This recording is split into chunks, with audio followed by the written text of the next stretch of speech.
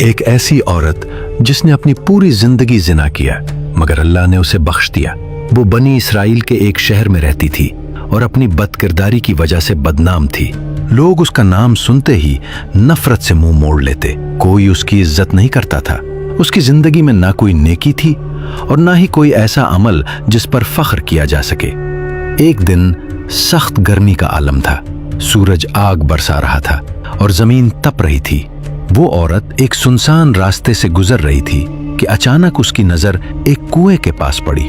وہاں سے ایک کمزور سی آواز آ رہی تھی، جیسے کوئی آخری سانسیں لے رہا ہو۔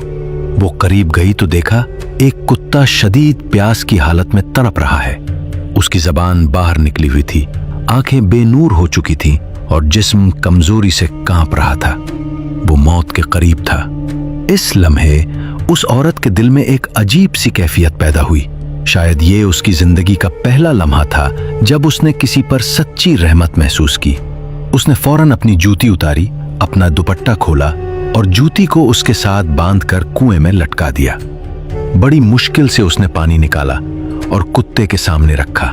کتا لڑکھڑاتا ہوا آگے بڑھا اور پانی پینے لگا، جیسے اس میں دوبارہ جان آ گئی ہو۔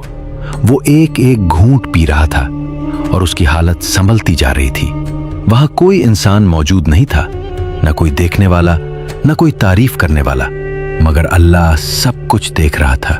وہ عورت خاموشی سے واپس چلی گئی اور کتا بھی اپنی جان بچا کر آگے بڑھ گیا۔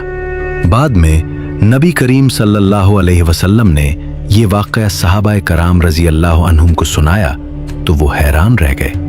آپ صلی اللہ علیہ وسلم نے فرمایا کہ اللہ تعالیٰ نے اس عورت کو اس ایک نیکی کی وجہ سے بخش دیا اور اسے جنت عطا فرما دی۔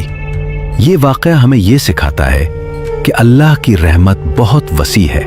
کبھی کبھی ایک چھوٹا سا خالص عمل جو دل کی سچائی سے کیا جائے انسان کی پوری زندگی بدل دیتا ہے۔